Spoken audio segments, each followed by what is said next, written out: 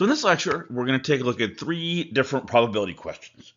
Two of them we can answer using the axioms or properties that we talked about in the previous lecture, and the third relies on the counting methods that we talked about in a previous chapter.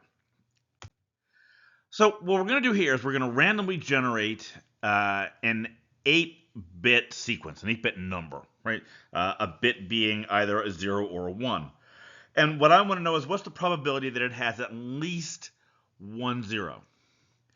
Now, I could think of this as an OR probability, right, and use the axiom that we saw for talking about OR situations. But to do that, it's going to be pretty long, right? Rephrasing at least one 0 in terms of ORs, it's going to be what's the probability of randomly generating a number that has exactly one 0 or exactly two zeros or exactly 3 and so on all the way up to exactly 8. So that's going to be a lot of individual probabilities we have to calculate and then add them all up.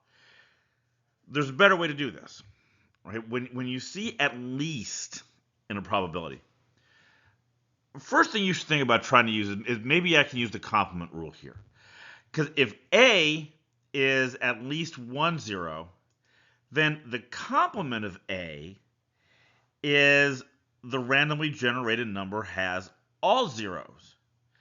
And that's a whole lot easier to calculate. Right? So remember, the complement rule says that the probability of A is equal to 1 minus the probability of the complement of A.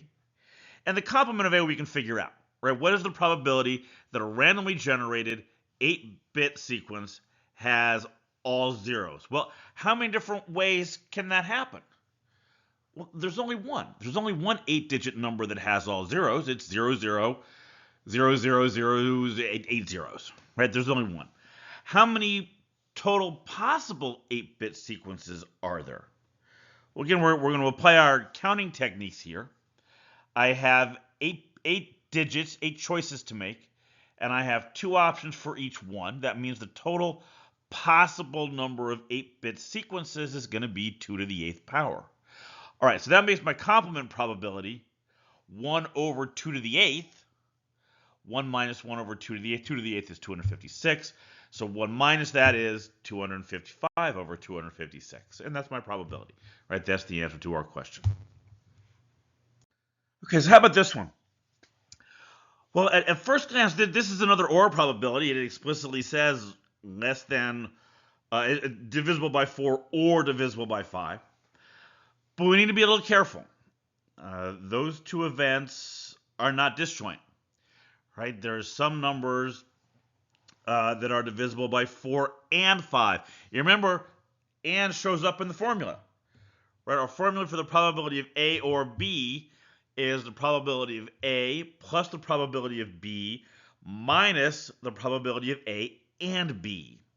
Okay, so that's the formula I'm going to use here. Right?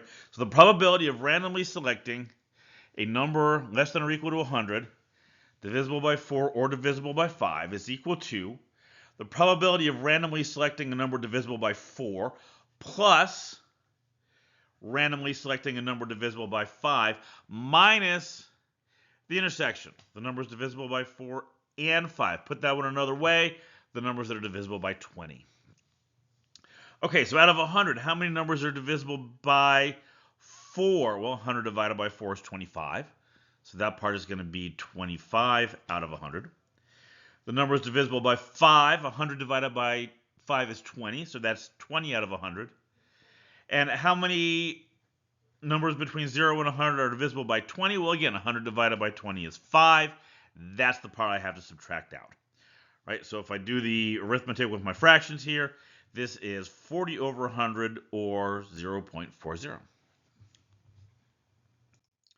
right, so I got one more here. What's the probability of being dealt a full house in a 5-card hand? Right, for those of you who don't play poker, a full house is a hand where you have 3 cards with one value, say 3 tens, for example, and 2 cards of another value, say aces.